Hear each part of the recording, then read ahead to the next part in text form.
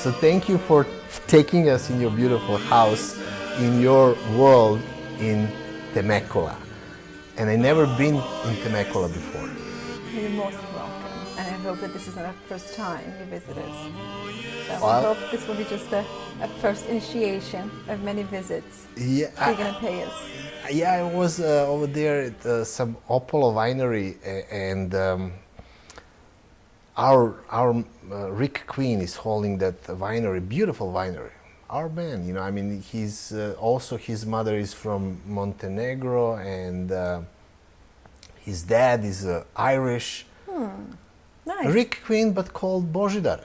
His name is Božidar. Beautiful winery. And when you come to those wineries, especially in California, I mean, do you have a problem describing heaven? It's wonderful. It's one of the special privileges that you have in Temecula. You could pretend that you live in a Tuscany. It's a miniature Tuscany, yeah. especially if you take the rides deeper into wine country. It's small enough, yet it has enough character. And there are about 30, 35 wineries right now. There's some plans about adding maybe another 60. It's definitely have become a playground to Southern California. It's a big deal. Right now I have people coming from Indonesia just to be in Temecula. I'm hosting a lot of guests from all around the world. People have heard about Temecula. They know about its wine country. The atmosphere is right. Unlike Napa Valley, Temecula has focused more on hospitality in addition to wineries. So it's really suiting, broad interests. So I'm kind of different type of tourist. Definitely, I cannot fit in any type of tourist arrangement. It's always some kind of business. But when somebody from somewhere comes, and you are very, very, hospitality, I can understand also where we come from and how do we treat, guests and something like that. But what do you see in them, and how they adjust versus, oh, it's beautiful, great, great, great. But what do you see inner them? Well, it's very interesting, and I find it amazing. Hospitality is so deeply rooted in our people. Receiving strangers and serving them in ways that you serve only your most loved ones. I think it's a gift that our nation has. And it's warmth, openness, trueness in welcoming somebody. It's been such an asset in my business. And yet, it's, to me, comes most naturally. I never think twice about it. You come to my home, you're put on a pedestal, which means I'm here to serve you. And so it's not necessarily who I am. It's more that's been instilled in me through my family, and it is something that comes from our culture. Sure. And the way this is received from outsiders, the way this come across in a modern world, it's most loving, appreciating. It's amazing what a warm word and open arms and just a true eye can do to a person who has traveled half a world around, has have done the booking process, and it's all done very professionally. We're going to we're just going somewhere, and we're going to enjoy the nice area. And then they arrive, and when they arrive, you arrive, and I give you a hug, and I said, welcome to my home. I'm here to take care of you. And it's amazing to see the transformation that takes place instantly in the demeanor of these people.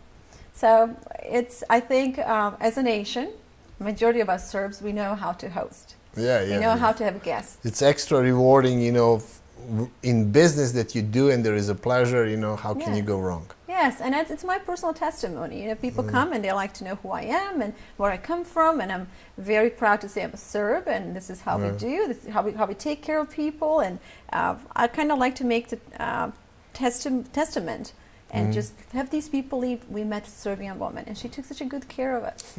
So it has, it's good for business. It's good for many aspects. That's what I always like to say. There is no way any kind of ambassador of our people and our nation can do as each individual person. Exactly, Zorana. And that is so important that every one of us realize that every step that you make and every action in which we engage outside the world, it's that we have a duty to our nation to kind of do it good, because we are good people, exceptional nation. And so in the way we behave towards others, I mean, we can open up the doors. I mean, doors like no ambassador ever could. Again, you know, we have that pain. The damage was done. There is, how should I say, we are in some type of excuse mode for sake of certain things that happen, you know. And as I said, you know, many times, you know, people do awful thing, but again, one person can do sensational thing, and if that you know, versus, you know, when we say, you know, we have a rotten apple and it's gonna rotten everything. No, in our situation is that one person can really make a difference, you know, and those apples can be green, fresh, red, one way or the other, delicious. So I think, you know, you as a person and many other people that I meet, that I really tending to meet, are fantastically doing that, and that's the reason why I appreciate, you know, privilege, you know, to kind of talk to you and we discuss that, because this can serve some type of not example. This is a beauty what you do, you know. It's that we do too often we see ourselves as victims of circumstances of history, and our people have endured, I think, more than a lot of nations have. However, I find that to be our asset, because we have built such a resilience, and the fact that our spirit have survived despite of it all, it's just amazing. And if we look at ourselves, you know, you see the pictures of the struggles and suffering, and yet you see the final product, which is just amazing. You know, it is definitely just a mindset. Do we see ourselves as victims? I don't. I carry my badge of a Serbian with lots of pride. And even through the worst years, even through war, I had an experience where I'm in La Jolla with a cousin of mine. The war is raging, and being a Serb was the worst thing at the time. And we are asked by people, so where are you from? And I have never in my life doubt who I am. I am who I am, with all my bads and all my goods. And she spoke before me, and she said, I'm from Slovenia. And I remember what that did to me, to my being. To say something that I am, what I'm not, just to protect myself initially, it was such a experience that it just reinforced even more who I really believe I am. I'm very proud to be a Serb. I look at myself as a wonderful person, giving, capable, bright, loving, engaging, and I see myself through eyes of all of my people. It is not I who have become this because of my special talents. It is because of generations of people who have brought me to be who I am. Of course. So, and I think that's very important. I think we should all look back and look at the generations before us who have brought us to be who we are today. And that's where our wealth is. And then I look ahead of us. We have wonderful children. As I was telling you earlier, our kids are brilliant, capable, willing.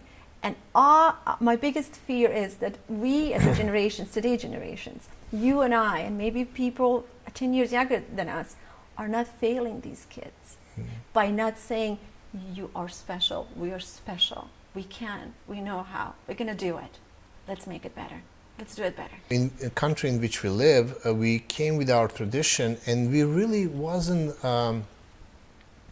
pressing our kids to do certain type of engagement with who we are, where we are, and all those things. And we were very surprised, you know, that they are the one, you know, who are asking. Yes. and they are the one, who wanted to be identify really who we are. And many people that would see this conversation would say, why you guys speaking English, why you do this, why you do that, and there is a lot of criticism. I really don't know how to address the proper way of addressing those issues, except, like you said, that's what you feel in yourself, and that's what my kids feel in themselves. Well, first of all, I think it's the fact that we have been deprived for a very long period of time of our history, which it's extremely crucial in raising a healthy nation. I mean, things have happened, and I, as a Serb, as a child of growing up during 70s, 80s, I knew very little. And yet, there was still enough in the roots through my grandmother and through others that I was able to gather. So in a sense, we do owe to our children explanations. We need to answer a lot of questions. And it's good to look back into history to find out who we are. It was a taboo to do such a things. It's not. It's very important, as every nation in the world should build on their roots. It's very important. So as you mentioned, children want to know more and more.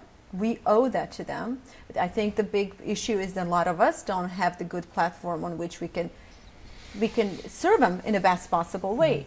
So another thing, traditional mold or traditional view of what Serb is, it's evolving. It's changing tremendously. So what Serb is in my little village, it's definitely different what Serb is in Temecula. Or what Serb is internationally.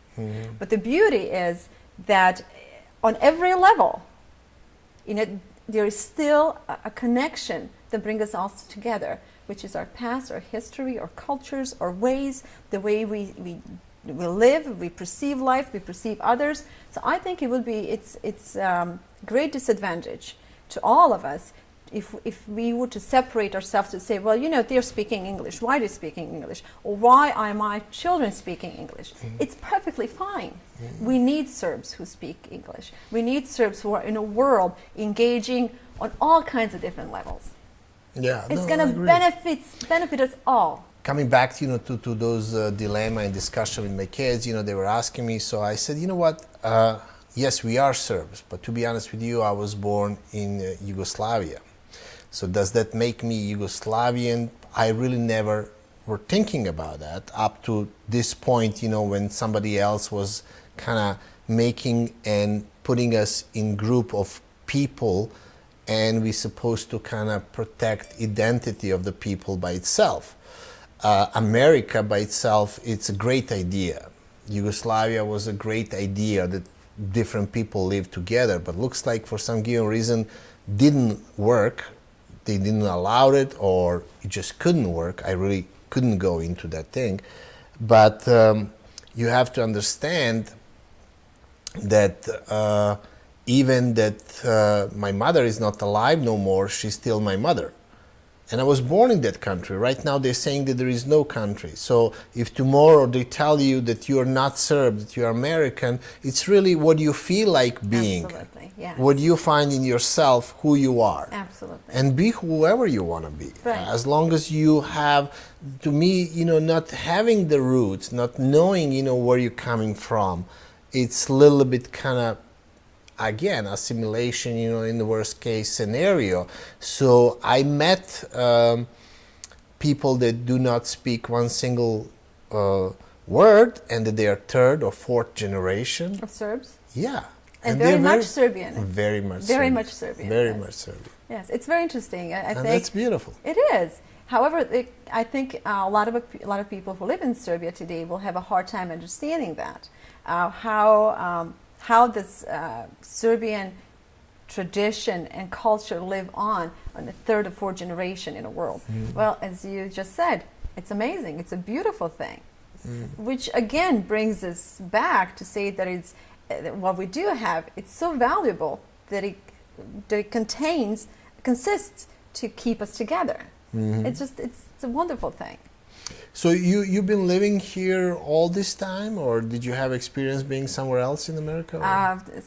I did come to California, Southern California, when I came first. My husband and I did spend a few years in Florida. We had a couple of restaurants. However, California is California. Yeah, The weather, the atmosphere, especially now with the wine country, it's unlike anywhere else. So we came back again. Starting in this country for you, how challenging it was, and as by now we know that you are very creative and hardworking and resourceful person, so people would say easy for you, but we know that it's not easy. It's never easy. It's never easy. It's never easy, especially for those who are big dreamers. Yeah. And I always was a big dreamer. Always. I remember when I was a child, and I mean, although I was considered semi-privileged because I was out of the school at 18 and I had a job. I was within the army. I was one among the first girls who went through VLADA'S. Oh, okay, by Sarajevo. By Sarajevo, they were incorporating women into the army, and I was avionic, so it was a big thing, and I was among the 100 girls who were chosen in a country, and I got a job, and I had a little income, and my grandma lived in Belgrade, and we had an apartment. I was doing well, yet that was not enough for dreams. Yes. It was not enough, and that was a sad part. That was fulfilled dream, but then the that dream, was done. then yeah. At 19, you're done, and then I would go back and forth. The bus came to pick us up, so I didn't have to take city transportation. So the bus came to pick us up. I was doing really well in the eyes of my parents and my family. However, riding back that bus for 8 months, back and forth, and looking at the faces of people around me who were just about to retire, seeing the sadness and unfulfillment in their lives, I just knew that I didn't have enough space for my dreams. So when you do something like that and you go against your family's will, where family says, what in the world are you doing? Yeah. You know, we are not going to make this. There's out of the question. I'm 19 years old. I want to go to America. I have no money. I have no language skills. I have no education here whatsoever. You know, it's halfway across the world. You know, And you didn't know nothing about America, nothing. did you? You know, whatever we knew as yeah, a yeah, generation, yeah. It's so superficial. Yes, I knew that it stood for a place where you can go and do whatever you want to do. And my determination was always so strong. Even as a child, I always knew what I want to do. And things in my head their voices in my head were always stronger than what my mother or my father or my family was saying. And I knew that I had to follow it.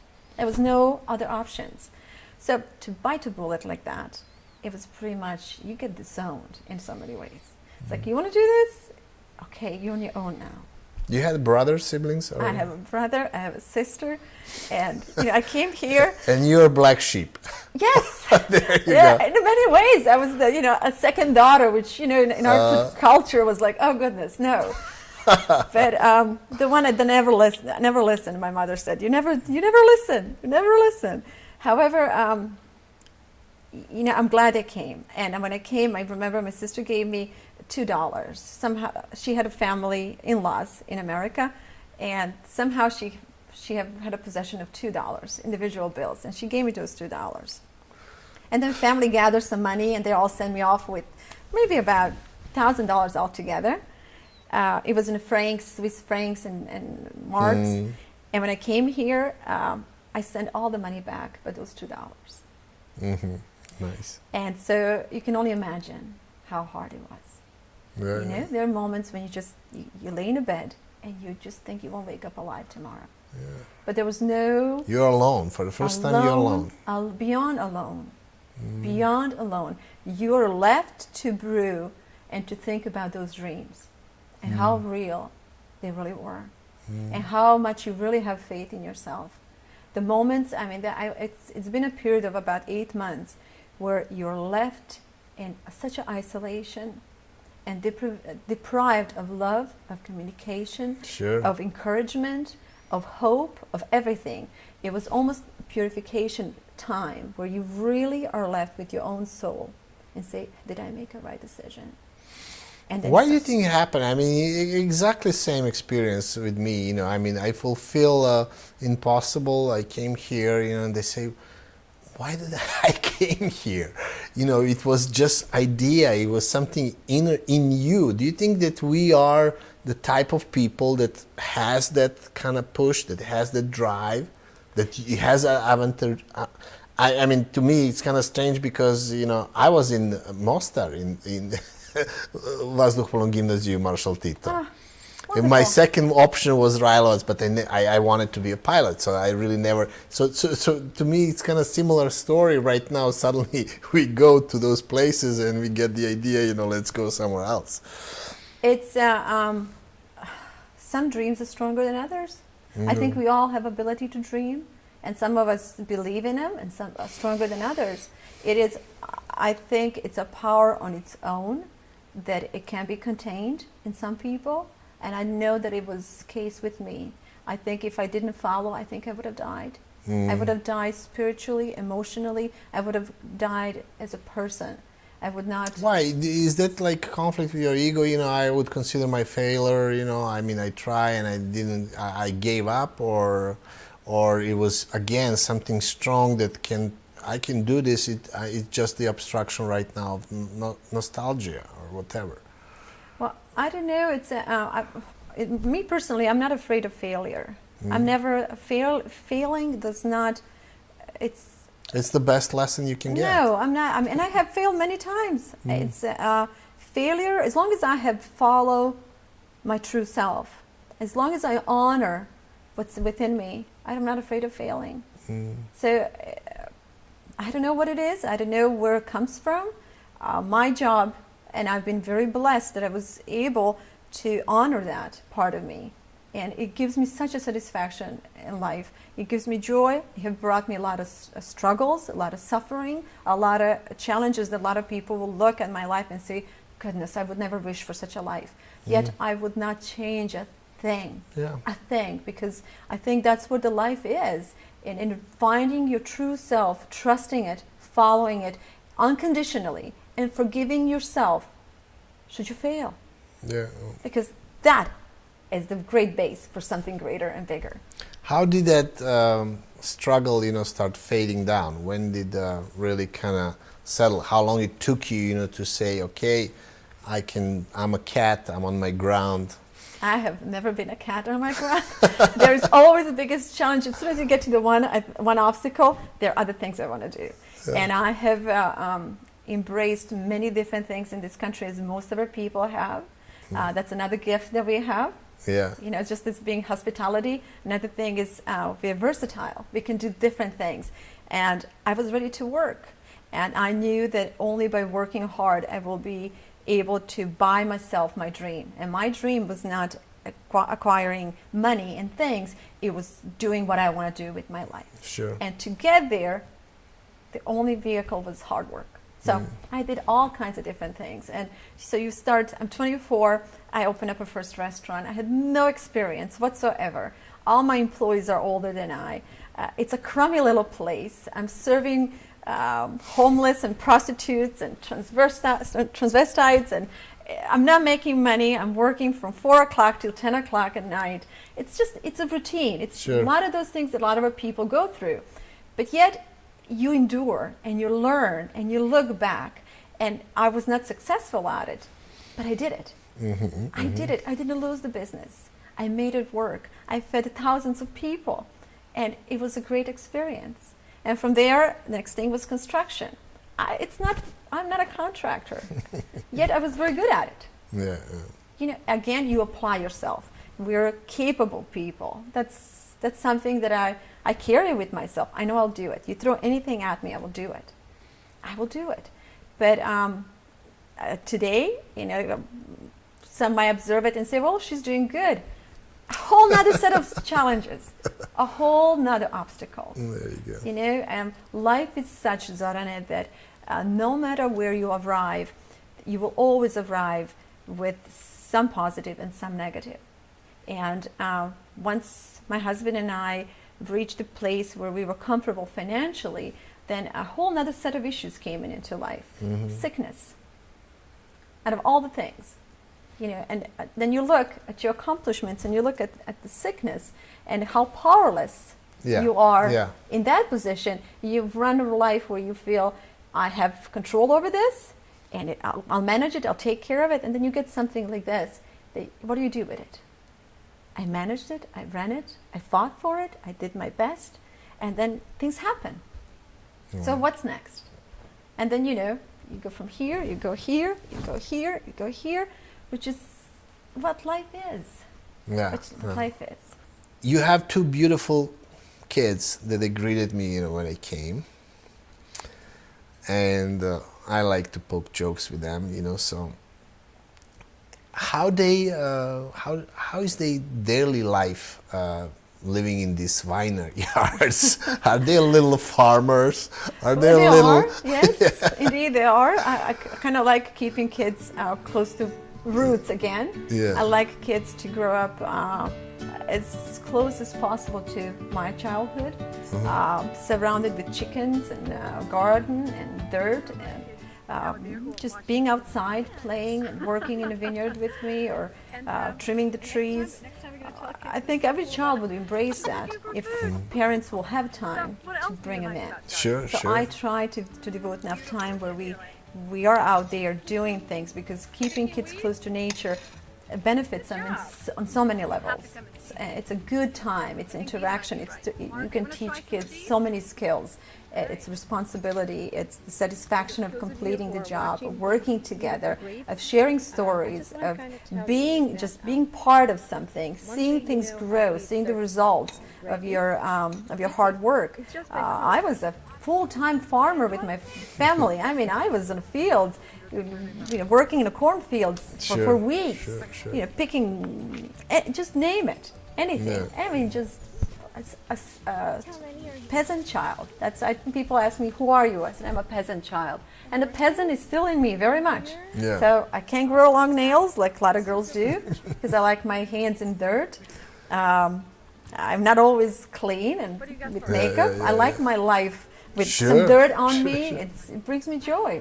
It kind of keeps me grounded. So I like to pass it on to my kids. I would like very much to bring some of that old way of life into American culture back again, because Americans are very much farmers as we are. And this is where the country started.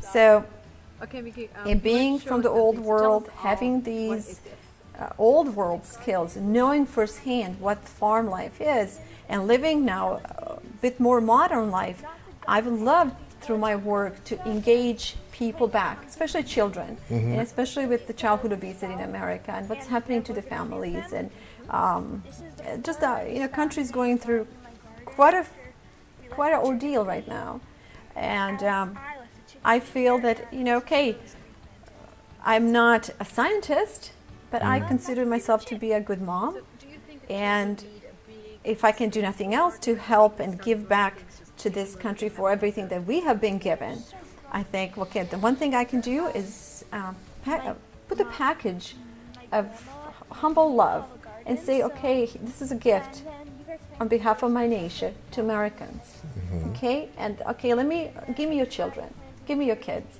because there's no mothers in a world like Serbian mothers. Well, that's the one thing I'm not going to deny that. I mean, that's the one thing that, I mean, not just the Serbian, but I think the Balkan mother in general. They're so loving and giving, and I mean, it goes to Italy, it goes to Hungarian mothers, and just the whole region. It's a wonderful asset that we have. So I feel, okay, give me your children and let me take care of them. Let me teach them better. Let's talk about that, how should I say, social evolution, you know, and you are trying to implement something that maybe could be impossible. When you talk about obesity, when you talk about, you know, digital world, when you talk about everything, and you're talking about the basics. Well, I'm not the first time faced with impossible in my life. So just because it's impossible, it doesn't mean it should not be approached. And that's my opinion on things. Will I make a great impact? It's irrelevant. It's really irrelevant. What's important is that I see potential. I believe in it. I know that I can, and I know that I will. The products of that, you have to kind of trust and just leave it and give it. This is done in giving. And it's amazing what sometimes a little gift can do. And to me, it's good enough. I have no great expectations of that, except to fulfill that responsibility. I feel responsible because I know better. I feel that I do, or at least I feel I can do better, or I care more. And I will. And Sure. I think that makes all the sense in the world to me. I do believe, however, that more and more people in America are looking the other way now, looking back and saying, well, wait a minute, we have gone too far ahead of ourselves. The consequences are evident everywhere. The children, I mean, I see this is, that's another thing that I think why I chose to do this. It's because nothing in life strikes me as close as the children suffering. I can take on anything in life, I think, but seeing child suffer for whatever reason, it strikes me to the core of my being. And in the rest of the world, you have children dying because there's no food. And in America, you have children dying because there's too much of it. Too much of the bad food. Same suffering. It's the same misery in some ways. You have American children who are suffering from depression, isolation. I know what extra weight brings to young life. I know all the disadvantages that go with that. I was a chubby kid when I was young. I was never fat, but I was chubby. And even chubby was not good. So, and it's too personal to me. And I'm thinking this is all over a little education, just showing kids. We are failing children. Kids can do so much better. We are failing them. Our society is failing them. And so to me, I value the influence of grandmothers, of a loving hand, of a loving guidance. And I think America is missing that today. Common, easy, open, welcoming, knowledgeable, patience. And I think I would like to communicate that through my program. And it's just welcome children. Come on, honey. We're going to cook. What's the program? Let's go into That's the the program program? a little bit. Yeah, a little bit. It's the program. It was born out of that responsibility and desire to care for kids. Not just mine. I care for all the children in my neighborhood. My home is a community home. My kitchen is open to all my friends. Kids come and I take care of them like my grandmother took care, or so many grandmothers did. So I have sleepovers constantly. I have a different child in my bed almost every night. I sleep very little, by the way. There you Somebody's pushing me or kicking me because my bedroom is full of children. My kitchen is full of children, and I just want to kind of extend that onto the public and show that it's possible. Sure. It's possible because people have withdrawn so much; they have become isolated and they don't trust each other. And the modern life creates that atmosphere. And I kind of want to just say, no, wait a minute. There are still people who are welcoming and willing, and people who are trustworthy. So that program is extension. And in doing so, and this is something that everybody can do. I mean, I just want to make sure that everybody who's watching this in the United States can choose to put program that, just simple stuff out there and put it on public access television stations as their testimony, as statement to whatever they believe in. So a few years ago, we shot 3 pilot episodes. It was very poorly done. However, they loved it. And they said, bring us as many as you can, make the series. Now with my husband passing and running through many financial difficulties, this was hard. It was a long project of recovering financially and going back on track. I'm very excited that as of next month, we're going to have 5 more episodes done. And it's a small production. It's a small story. It's something what you do. Sure, it's a story. A story around my kitchen counter. And it's a story about food, culture, who we are, who I am in this culture, what I choose to do, how I see others. We're going to engage people of various ages, I'm going to try to reach out to make the bridge in between the very old generation and very young, and kind of try to put them together during that program while we cook and teach kids different cooking skills. I interview people, they're in their 70s and 80s, ask them how life was before, who this nation was, what family was, what's honor, what's love, what's friendship, what's the beautiful things, just different stuff. And then we visit different farms, so we go show kids how food is produced, why people do it. But there's more and more people in America trying to farm now. Of course. And I want kids to hear those stories. So I want to bring all these little resources together and do it over a kitchen table. Like we have, our whole life evolved around the kitchen table. You learn everything in a kitchen. There you go. And so, and to make it all valid, I will talk to a lot of different professionals, doctors who have a degree, who can back us up with what we just said. So the program, it's my commitment to continue to give back to this country. And it's also a huge, I hope it will be a huge statement to many of us who have come to this country and to many of us who live in different countries throughout the world. As you said, as an ambassador, it is what we can do as individuals. It's especially in the countries when you have freedom of speech, freedom of expression, and you have vehicles through which you can communicate yourself, hopefully in a positive way. It's amazing what we could do. And I choose to step up in that way. I choose to represent my nation in the warmest light, in the warmest way, which is motherhood, love, community, which America very much needs right now. And kind of just give thanks to who I was, and to honor who I am and who I will be, who my kids be. I don't hide the fact that I very much love this country. I appreciate it for what it has done for me and for all of our people, and for so many other immigration that came to this country. Of course. It's a really unique place. At least it was a very unique place. And I don't like what's going on and how things are changing. Me either. Yeah, and I want to help. I want to really kind of slow that down and help America in the best way we can. Yeah. Yeah, and I'm doing that in so many ways. I'm saying, okay, I want this country to be all that it was for my children as it was for me. And I think we all have obligation to kind of look at how we were welcomed and we were enabled to thrive. And I think we should do our share, to honor ourselves, to honor our past and our future. I think that would be such a wonderful combination.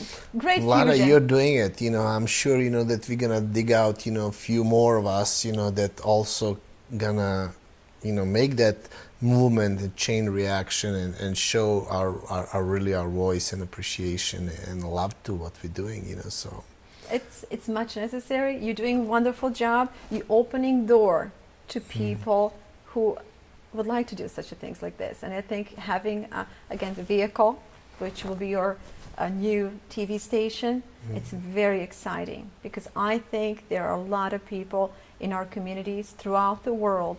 They would like to do more and better and are capable and willing. So it's a very humble beginning, but what's important it's is exciting. It's exciting. It's and important it's driven. to begin. Yes. Yeah, there you go. So Yeah. that's what we're doing. That's what really, when I saw your production and how should I say, Will, that you have something to share, and it's all about sharing. Yes. And to giving me, back. there you go. There you go. And if you would go with that point, if you would take the greed and other ugliness, of really being validated, monetarily, we really could find our reason of existence and being on this beautiful planet. Yes. That's what I see. Yes. I think it's important for most of us who have left home to outgrow the need for material, because a lot of us have left, some for dreams, some because we couldn't provide enough, and those who are able to go through these stages and outgrow them, as one of them being the need for material things, I think they're blessed in so many ways. And I'm grateful to God that I was able to walk the walk of proving myself in a financial world, in accomplishing things. As you know, if I did, maybe I would question myself and say, you know what, I didn't do well enough. Doing so enabled me to close that chapter and say, that's not where it is. There's more to it. And I think that's the beauty of getting older. It's that you move to different stages and the new chapters open up. They're far more exciting and far more meaningful. Sure. So I wish for all of us, you know, if you live in the States or you live in Australia or you're in New Zealand and there's plenty of food on your table, which I'm assuming all of you have, I would love that you think about what are the things and what are the ways in which you can give back, because that's where all the gifts are. In giving are all my gifts, truly. Well, thank you, Vlada. Thank you for what you're doing. Okay, thank you, Sarana. It's what you're doing. It's very important. You're here today sharing my story, and so your work is equally as important as mine. And there are various people in various professions who, should they choose to come forward and give their best, and just choose to do something for others, it doesn't matter what you do. Can you imagine? Yeah. The impact. We are doing it, and we can do it, and I'm sure everybody else will come to this, call it human movement of our people, and we will be establishing, the beauty of who we are. I'm beyond encouraged. I'm convinced that there's enough within us, in our youth, in our old, in our people our ages, that I believe just the best is yet to come.